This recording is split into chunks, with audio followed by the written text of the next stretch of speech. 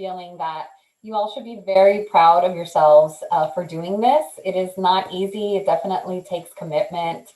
I think particularly in this environment, there's probably an added level of stress in our lives to begin with. So kudos to you for going through this process.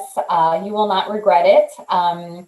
But also just make it your own journey, because I know for some people they're able to move through the process quickly and get their APR. For others, it takes more time. But no matter what your story is, just embrace it and just do the best that you can, because at the end of the day, you will feel very proud of yourselves for having gone through this process and accomplishing this. So I'll just tell you a little bit about myself. Like Pam said, I've worked in the television news industry. I studied journalism, and I began my reporting career. I reported for almost 12 years, I want to say. And I started to get that feeling that so many reporters or former journalists do, to, kind of wanting to make a change in their career, but utilize those skills that come with a journalism degree and presenting and communicating and storytelling. I still feel in many ways that that's still my job, is to kind of share the story of my company and share the story of the impact that my organization has on the community. So it really is kind of a parallel world to some extent.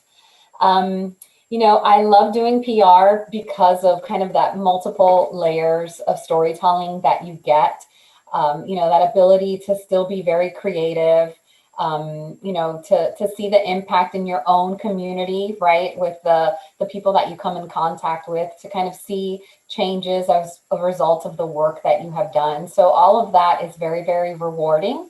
And just from my own personal perspective, much more rewarding than, getting in front of a camera and turning 3 stories in 8 hours and feeling at the end of the day like you barely scratched the surface on, everything that you wanted to tell about, that story. So this really is a very fulfilling career, as I'm sure a lot of you already know, and maybe some of you are just starting to discover. So I decided to get my APR because of my journalism background. I feel like the first year or two that I was working in public relations, I was kind of feeling my way through things, kind of making things up as I went along, learning from other professionals, as I could. But I really got the sense that I was missing something. And that really was kind of that foundation in, what PR strategy is, how you build that. And so when I learned about going through an APR process, that was what I really loved about it, is that it did help create a strong foundation for me, especially as someone who had changed careers. It wasn't easy for me. I think it took me about 1.5 years, maybe 2 years. In the middle of that, I also adopted a child, so I took some time off from the whole process to, be at home with my new baby. But as I got settled in my new life, I went back to my APR work and did my presentation and did the studying to do the tests. So, like I said, every journey is different. So today we're going to start with public relations, a management function. So, the first thing I think we should start with is just ask yourself, what is public relations? And you will find that you get this question a lot. So if it were normal times right now, I'd probably go out with my iPhone and just ask a couple people, what is public relations, and show you a video. But in lieu of that, I've got some non-experts, right? Kind of man on the streets, and who better than my mom to ask what it is that I do. So if you see the resemblance there, that is my mom. She is a marriage and family counselor. So I just asked her the simple question, what is public relations? And so here's what she said: what a business or person does to promote a good relationship with the media. So what I found interesting about her response is it's very much tied to me, right? So she thinks of me as a former reporter. So all she thinks about is media relations, and that's certainly a component of public relations, but that's certainly not everything that we do. If you notice the resemblance there, that's my dad. He's an expert on retirement. He lives in Claremont. So he said making people feel informed and happy so that they can support you. And he did pose it in the form of a question. So I was like, no, Dad, I asked you the question.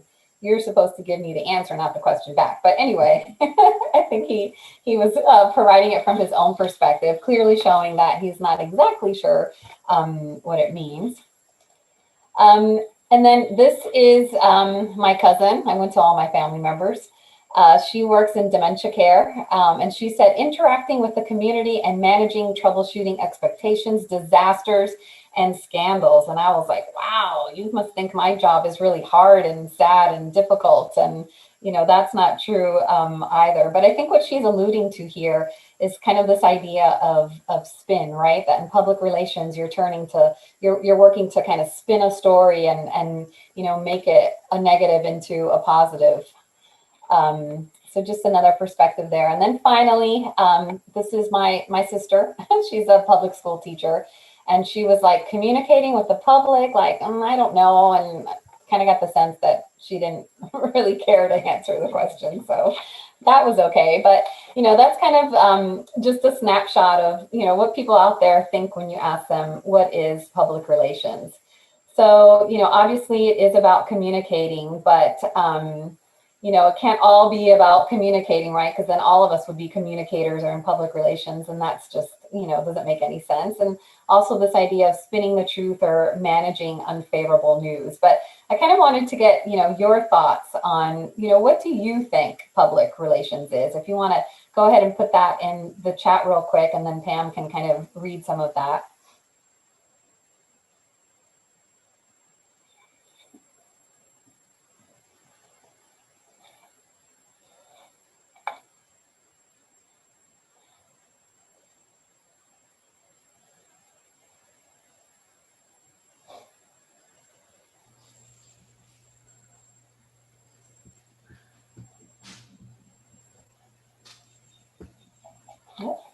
Sorry, Laureen, we're waiting for somebody to respond. Come on, guys. What is public relations? Don't look in your books. Oh,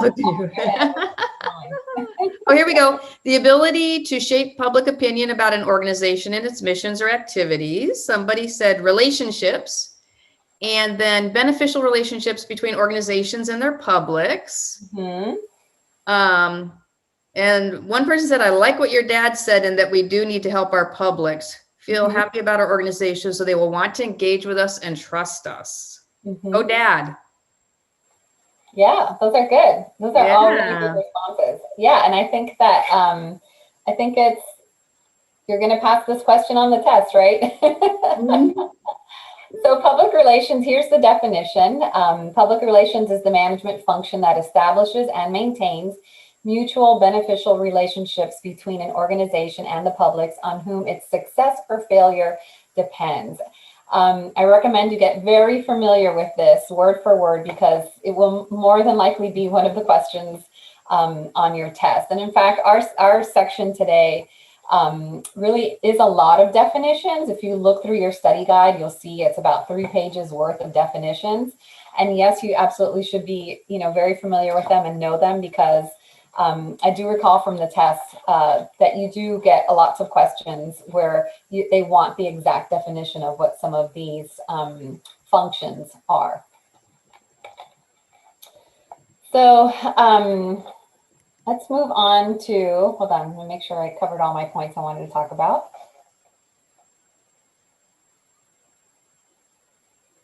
Oh, I know what I wanted to point out. I mean, obviously, public relations, so this kind of definition applies to so many industries.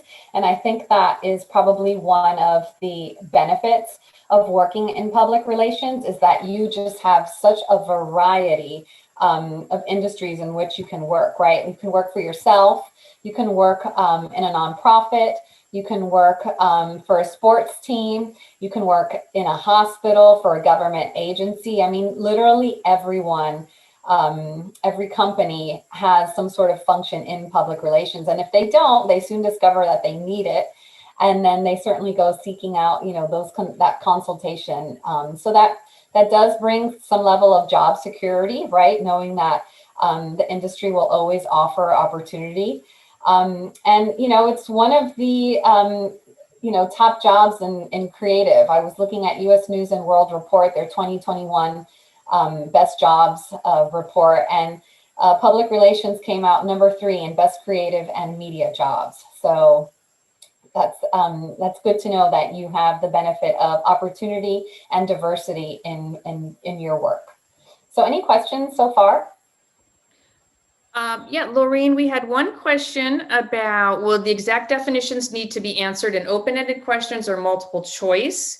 Which the entire exam is all multiple choice on the computer. There are no open-ended questions. But Laureen, I don't know if you want to just tag on, having taken the exam more recently than I did, in terms of how specific the answers are when they ask a question, and then what the options are on the multiple choice answers. Yes, it is multiple choice. So it'll give you like a variety of definitions more than likely, and there'll be kind of nuances there that make it true or false. Some of them will be very obvious, but some will be rather difficult. And I'm sure that you've heard by now that the test is challenging. So that's why I said, you know, some of this is just committing to memory, and you just have to do the work of making sure that it's memorized to some extent. Does that answer the question? Did I see in the in one of the sample tests that sometimes it's a multiple choice where there's more than one correct answer, like you have to choose 2 or 3? Okay. Mm-hmm. Yes, it'll say, you know, is A and D as an option, or none of the above, or all of the above. Yes, it does give you lots of options, which is part of what makes it difficult. And it is a lot of scenarios too. I'm sure that you've heard that. It provides a lot of scenarios and then asks you to kind of apply your knowledge to that scenario and answering the question. But if you've taken the practice test, that's good. It actually is very helpful. Okay, moving on. You ready to move on? Okay, so let's kind of go over some of the functions of public relations, right? So typical 12 functions, we'll go through them, can be categorized by competencies. There's the 4-step process, and then a couple of others that we'll go through. So let's start with the functions of public relations, the competency functions.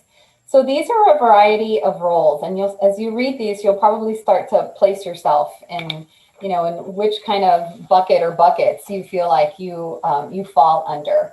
So the trusted counsel, right? How many of you talk strategy with your CEO? How many of you give advice to a department head on how to present to a certain audience? I see some hands. How many of you provide that advice and help kind of anticipate trends or issues that can affect your organization? That is kind of all in this realm of trusted counsel. And that is, you know, a very important role to play. Sometimes a more senior level practitioner is at that trusted counsel level. Sometimes it does take time to kind of work your way up to that, and that's quite all right, because you will rely on that experience and knowledge as you learn. Internal communications, right? Engages employees, keeps employees informed, and helps to develop a culture that leads to success for the organization. Some companies, you know, have PR people that strictly work on internal communications. For others, like myself, I work at a not-for-profit that's 50 people. So that's why I have marketing and communications in my title. So internal communications is certainly a part of that. Media relations, right? That's really developing that public trust, you know, to seek the truth and inform. This requires, as we know, relationship building, right? So you've got to make yourself useful to our partners in journalism, and also being proactive in helping them with story angles. And I'll tell you, from my days as a reporter, I still fondly remember some of the practitioners that I worked with, and And I will say that what made them stand out and kept me coming back to them as a reporter was the fact that they were always very honest with me. And even if they couldn't provide me a quote or talk to me, they would call me and tell me, hey, Laureen, we just can't, do anything further on this right now. But as soon as, I'm able to, let's get back in touch. And they were just, upfront about that. Or I knew the information that they were giving me was solid, and, I could rely on them to be giving me the truth, and the information was based in fact. So that kind of helps me in my job, because I kind of aspire to be like those professionals that I had worked with in the past. They were great examples of what it means to communicate through media relations. There's community relations, of course, right, to establish that public support. Some examples of community relations, hosting a town hall, right, with a community. Ways that you're bringing in the engagement of the community and helping to support them. And then there's external communications, which builds public support and trust. At the Red Cross, that was my first public relations job, and where I met Pam's daughter, Denny. She was my amazing intern. I did this constantly, this external communications and trying to build support and trust in the organization. Some of the ways I did that was simply highlighting the work of the Red Cross and drawing audiences into the lives of not just the people that were helped, but of the volunteers themselves and what drove them to volunteer and to help the community. And Red Cross, the American Red Cross, and there's obviously Red Cross all around the world, is really one of the most trusted brands on the planet. And I think it's has a lot to do with just the stories that are now centuries long, right, about the work of the Red Cross. So here are just some real life examples too of these functions of public relations. I think you can see a number of the competencies here. I'm sure everyone watched the inauguration last month, right? So this was obviously a huge public relations effort, and it involved all types of PR, from media relations. If you think about, someone was thinking, where do we put the media? What's the best angle for them? What would help, the president and his family and his team look the best, sound the best, right? How can we place journalists so that they can get their stories and get the elements that they need? How can we get the best, photos and videos that then we can distribute? There was also, public interaction with diplomats, right? And people from around the world. So there was a PR professional that was thinking, what will their impression be as they watch this or as they attend this event? Will their view of America, change with this new administration? So someone was thinking through all of that, how to make it a positive experience, even for Americans who might have just been watching from home. So if you think about all of the different, there's internal communications, there's external, there's media relations. This was all part of this inauguration. Here's something locally. I don't know if you all have heard of the Do Your Part Orlando Safer, Stronger Together campaign. Orange County launched this last year in the middle of the pandemic to essentially encourage people to follow safety guidelines. So we really were working to kind of influence values and opinions, right? Especially when it came to mask wearing, and then kind of altering beliefs and behaviors within our community. The partnership, as well as Visit Orlando and Orange County, developed this campaign and really utilized it through about December of last year. But again, you can see the various functions of public relations here. Like, we were trying to invoke a sense of community, of having people feel like they're doing something that is greater than just themselves. They were caring for their neighbor. They were doing their part to help our economy recover, and to help health professionals who were on the front line so that they don't get overwhelmed with cases. And then what I think is really effective about this campaign is the fact that we did see our numbers go down, and we have consistently seen Orange County, when you compare it to other parts of the states and other metropolitan areas that are kind of similar in size, we are on the lower end of cases. And I do think that that is because of the strong messaging around following safety guidelines and wearing your mask, and the leadership really that we've had in the community. So if you're driving down the 408, you probably saw the hashtag. They had it up for, I think, 3 or 4 months. There was a bus that was going around town. We had a website, so a variety of different tactics to kind of pull off this campaign. But again, you know, public relations, all about, you know, building that awareness and invoking, you know, passion, and then seeing action in others. And then finally, I think I have one more example here, the NBA bubble, right?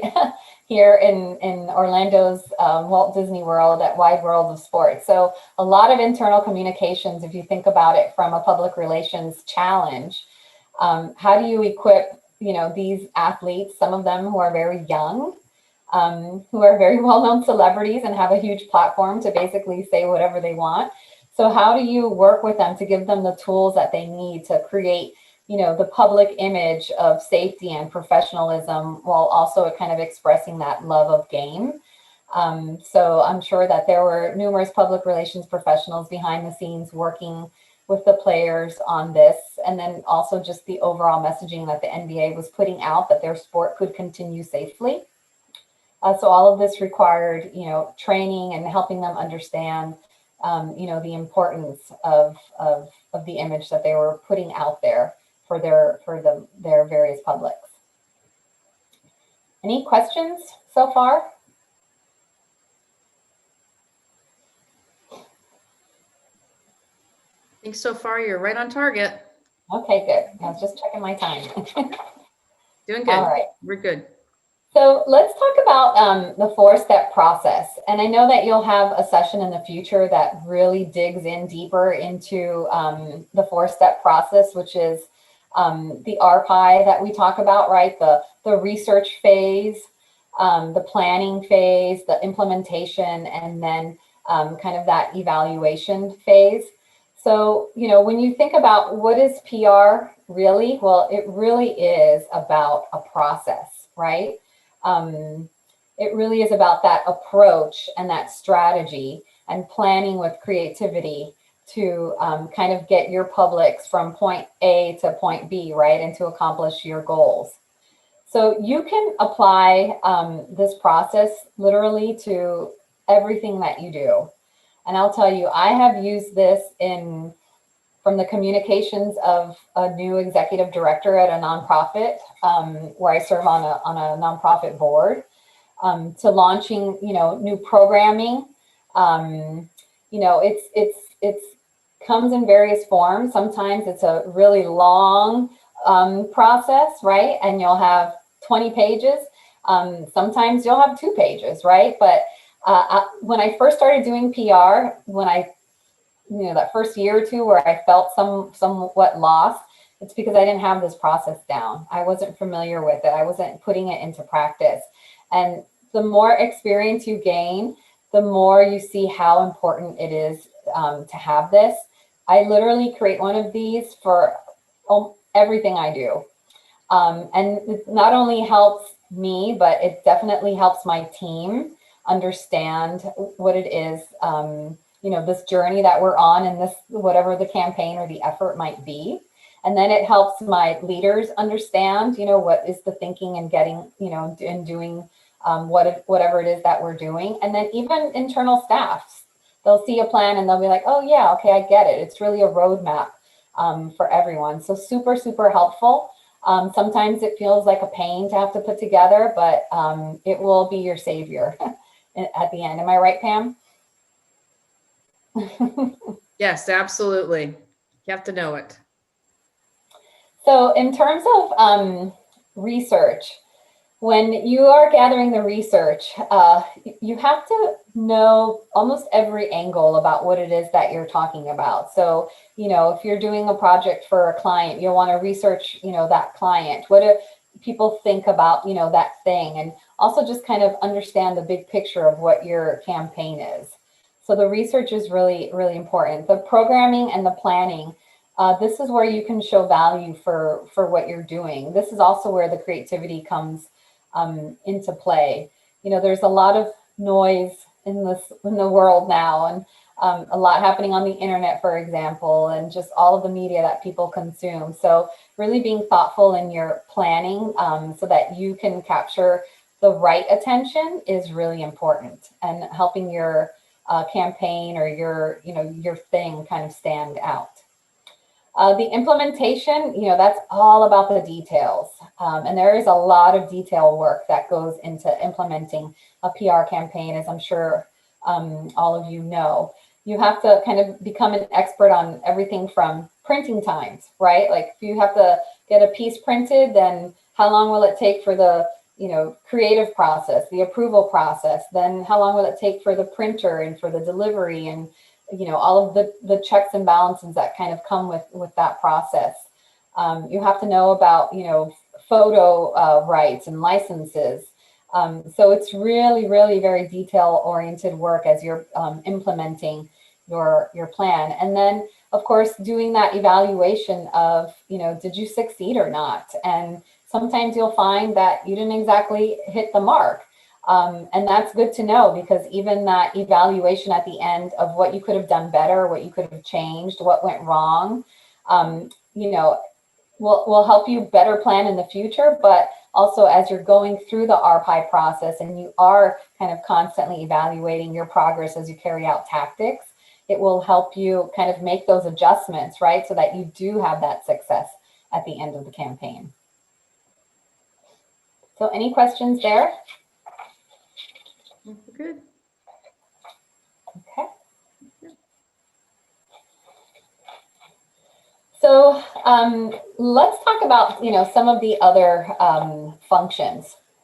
We'll spend some time going through all of these: publicity and special events, issues management, and crisis communication. So let's start with kind of the press agentry. I always laugh at that term because I don't know if anyone really says that anymore. But that's creating newsworthy stories and events to attract media attention and gain public notice. And then there's publicity, right, which is information from an outside source used by a media because it has news value. So very similar, but there are some nuances there, right? Publicity from an outside source, that is, you know, used by the media because it has news value. I'll give you an example of it here, right? So these are some stories that we helped put together, and really these are about the Orlando region as a whole and a particular industry. So this is, you know, an example of some of that, you know, publicity, right? And then let me show you.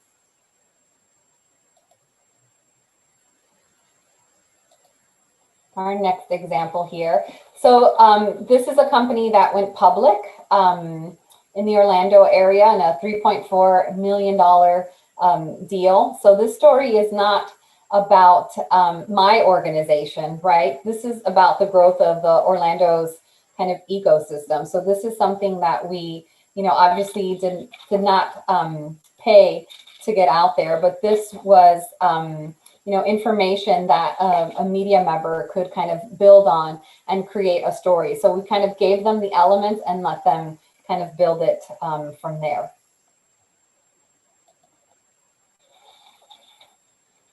So this is something that gets confused a lot, especially with public relations, is kind of advertising and marketing, right? So advertising is information placed in the media by an identified sponsor that pays for time and space.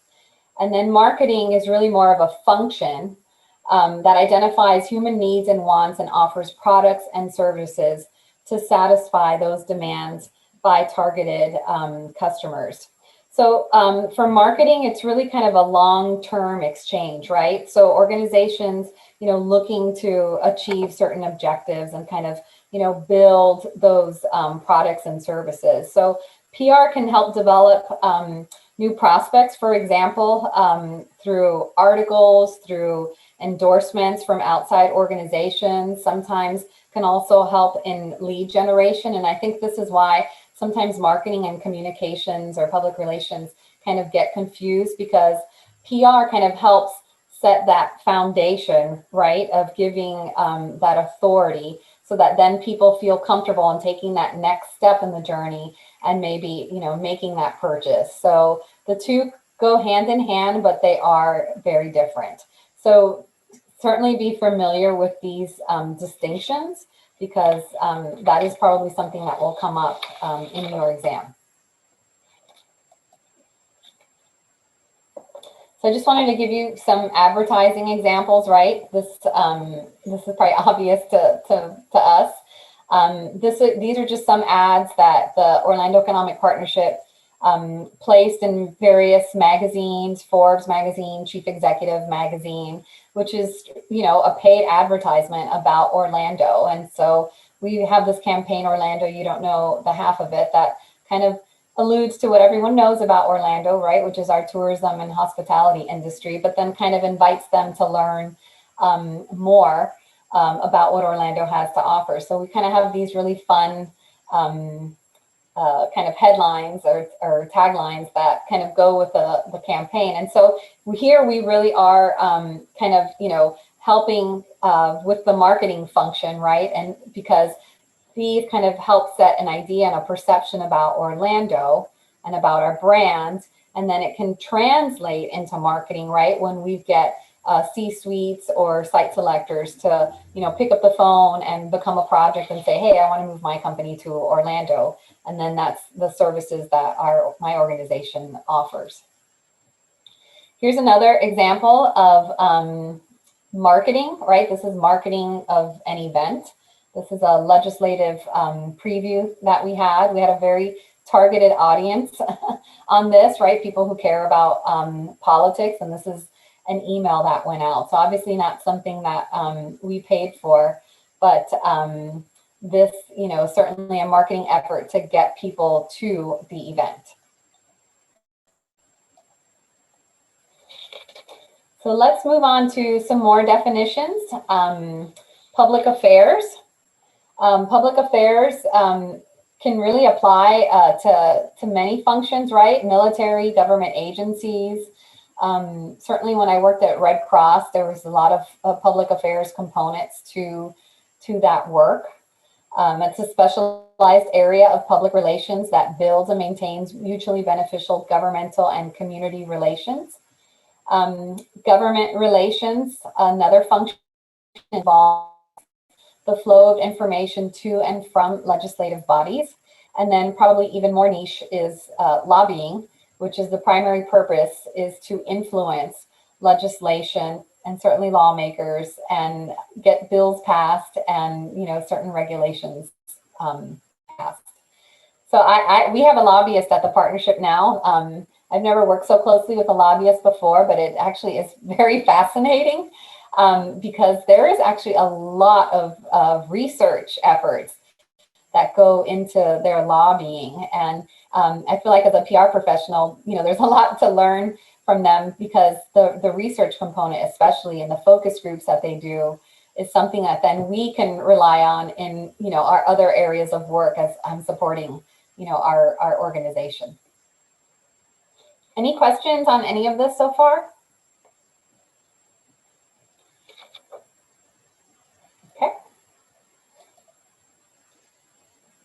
All right, issues management. How many of you have worked on issues management and crisis communication? Oh yeah, that is a big part of public relations work, no doubt. The issues management is really about being proactive, right, and anticipating, identifying, evaluating, and responding to public policy issues.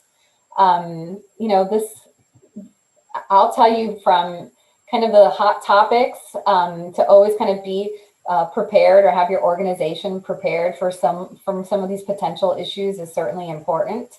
I'll give you some examples.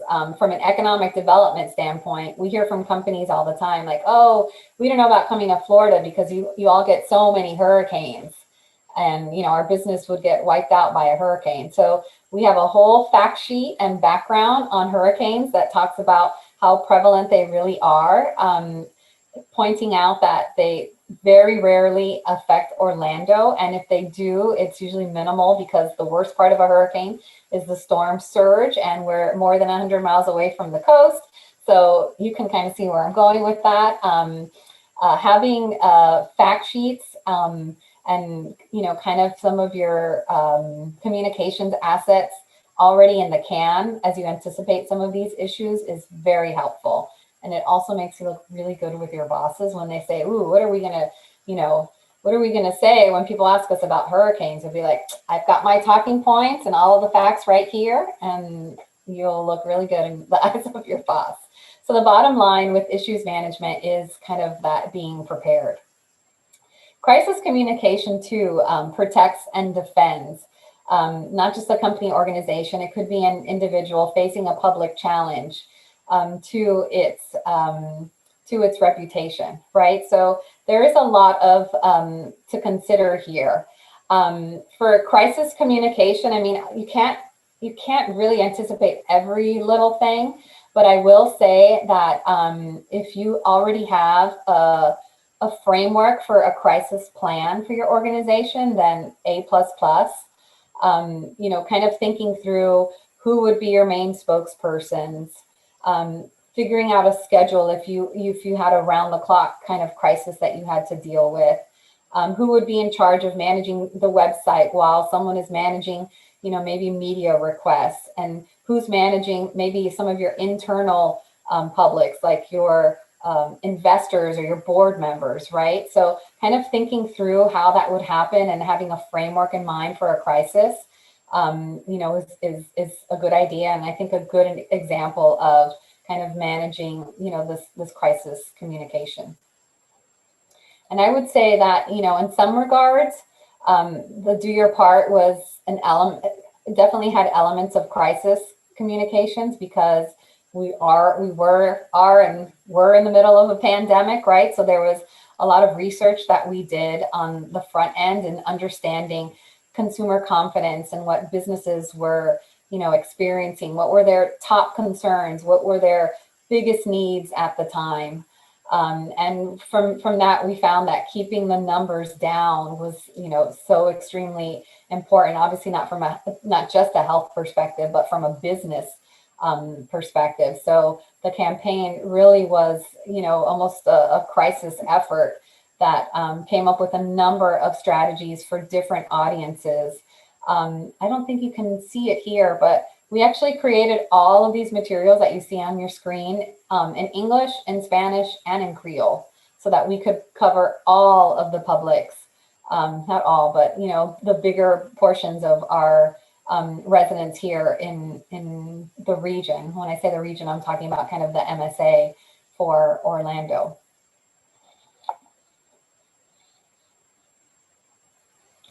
And then there's also a whole other aspect of financial relations. And I think this comes up also later in your curriculum, because there are aspects of public relations that kind of respond to that investor publics. Some of it is, required by the Securities and Exchange Commission, things like annual reports and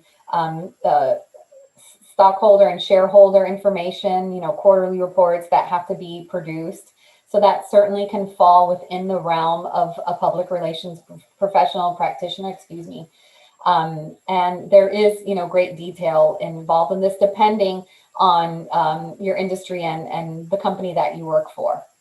So you'll definitely find more on that. And to be honest, I probably have less experience in that, except to say that from a not-for-profit perspective, that our investors certainly want to know the impact of our work, right? So they want to see our results, that we're attracting companies, that we're helping companies expand, that our, economy is getting diversified. And so showing that kind of impact is important. It's not necessarily a financial report that we put together, but certainly a report on impact. But you'll get more detail on that. Any questions? I think we're good. Okay. Well, those are all the slides that I have, and that's the content that was kind of required in this section. I know that you have your study guides that point to the chapters in your book, and also the sections of your study guide that pertain to this to these topics. So thank you for letting me come and speak with you today. I hope that you found it useful, and I hope that it certainly helps you in your process. If you have any more questions or think of anything that you'd like to ask me, please don't hesitate to shoot me an email. It's laureen.martinez@orlando.org. So thank you all again, and I'm happy to take any questions if you have them now, if we have time.